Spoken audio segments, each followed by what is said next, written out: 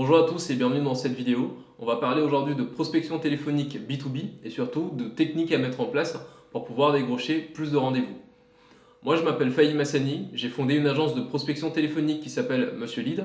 Donc chez Monsieur Lead, notre métier c'est de prospecter en externe pour des boîtes en B2B afin d'aller leur prendre plus de rendez-vous et ça on le fait par le téléphone.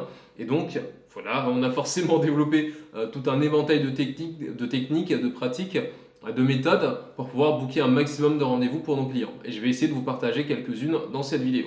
Mais avant de commencer, si jamais vous souhaitez découvrir notre méthodologie et comment on fait pour prendre entre 2 à 5 rendez-vous par jour pour nos clients grâce à la prospection téléphonique, regardez dans la description, il y aura un lien pour prendre rendez-vous avec nous.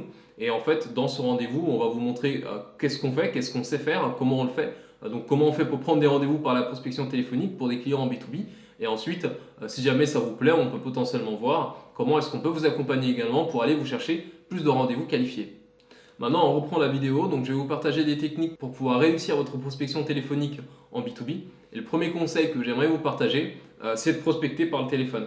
En fait, aujourd'hui, on a la possibilité de prospecter par email, d'envoyer des messages sur LinkedIn, de faire parfois des textos, du WhatsApp, d'automatiser avec des intelligences artificielles qui vont tenter de faire des messages à des interlocuteurs sur la base de notre proposition de valeur. Mais rien ne marche aussi bien que le téléphone pour aller en B2B générer des opportunités.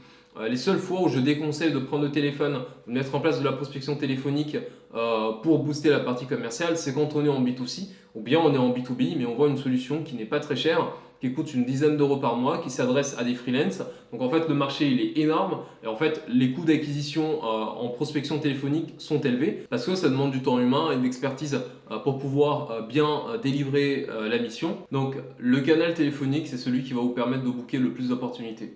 Notamment parce que quand vous appelez une personne au téléphone, même si elle vous dit non, elle va souvent vous expliquer pourquoi est-ce que votre solution n'est pas adaptée à ce qu'ils font aujourd'hui. Et ça va vous donner la possibilité donc de traiter des objections et également de mieux connaître votre marché. Là où si vous faites de l'emailing ou si vous faites des messages sur LinkedIn, vous n'avez pas de feedback. Et aussi comme c'est des canaux qui peuvent s'automatiser, en fait il y a plus de gens qui les utilisent et ça fait que les boîtes de réception, notamment des dirigeants, sont saturées par des messages et des emails qui ont été automatisés. Donc privilégiez le téléphone parce que ça sera le canal qui amène le plus d'opportunités et de rendez-vous quand on est en B2B. La deuxième technique que j'aimerais vous partager, c'est d'obtenir les numéros directs des bons prospects et de les appeler directement sur leur 06. Surtout si vous prospectez des ETI, des grands comptes ou bien des boîtes dans le digital, le fait de tenter de passer par le standard, ça ne sera pas hyper efficient, notamment si vous prospectez des ETI et des grands comptes, parce que vous imaginez-vous juste,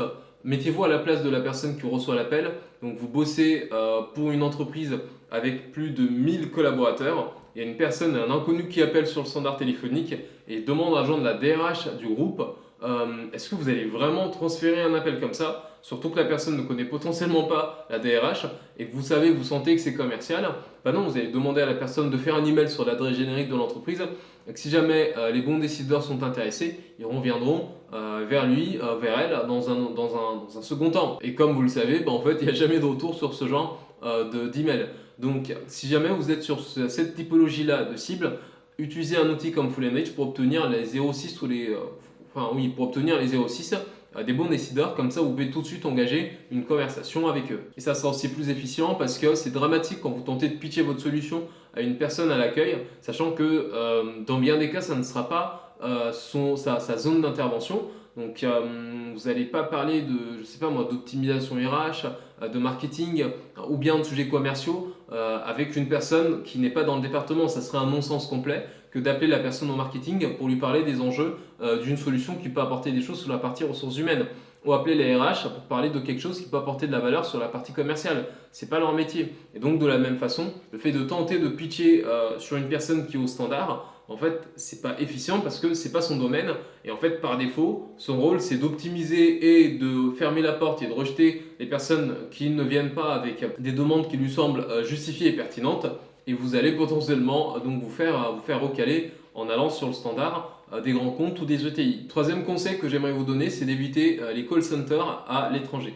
Donc la prospection, vous avez la possibilité de la déléguer. Ça, on en parlera un peu plus tard dans la vidéo. Mais quand vous recevez un appel et que la personne a un accent, souvent la réalité c'est que les prospects vont se bloquer. Vous-même en fait vous-même, quand vous recevez un appel de prospection et que vous sentez que la personne qui vous appelle, vous l'entendez un peu mal, enfin, voilà, vous sentez que cette personne n'est pas en France, ça crée un blocage parce que c'est l'étranger, ça peut faire peur, et puis aussi parce qu'en fait ça dégrade également la proposition de valeur ou le positionnement ou la vision que vous avez tout de suite de cette offre.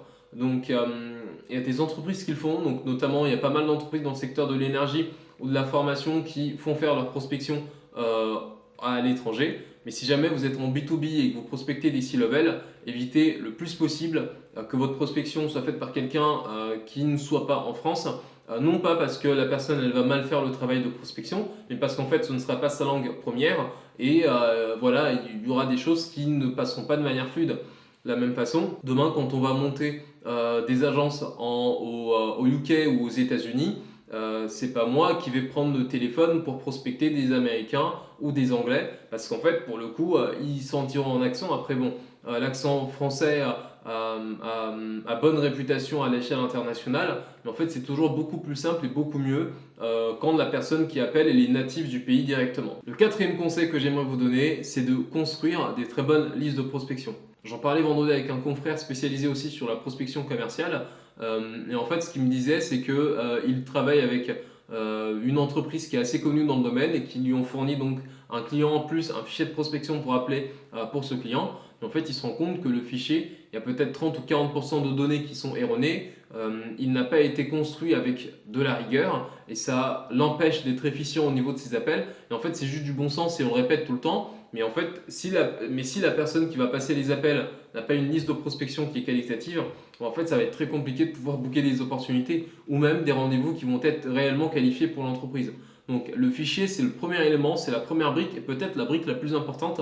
Je me rappelle d'un mème que j'avais vu sur LinkedIn qui se moquait un peu des téléprospecteurs en disant que dès que ça marche pas, dès qu'ils prennent pas de rendez-vous, la première excuse c'est la liste elle est mauvaise.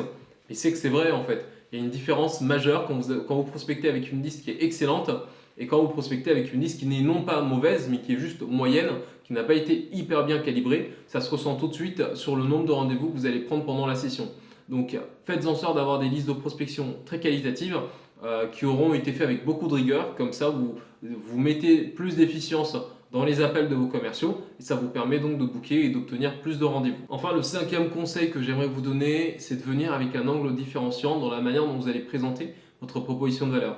Si vous présentez quelque chose à quelqu'un, mais que ça ressemble plus ou moins à ce que la personne a ou fait déjà, en fait, elle ne va pas accepter un rendez-vous juste pour découvrir quelque chose qu'elle a déjà en interne, dont les coûts sont maîtrisés, dont les process ont déjà été créés. Donc il faut qu'il y ait quelque chose en plus, quelque chose de différenciant, idéalement qui se positionne sur un pain point pour pouvoir amener la personne à considérer ce que vous faites. Donc à partir de là, soit vous avez déjà la vue sur les points différenciants de vos offres par rapport à ce que vos clients font déjà en interne. Moi, ce que je fais par exemple quand je prospecte pour Monsieur Lead, alors oui, bonjour, Faye Massani donc de l'agence Monsieur Lead, je vous appelle, donc c'était pour en savoir un petit peu plus sur votre prospection. Est-ce qu'aujourd'hui c'est quelque chose que vous faites en interne ou pas forcément? Souvent les personnes vont vous dire bah oui, on fait déjà un peu de prospection, oui, on fait déjà notre prospection en interne.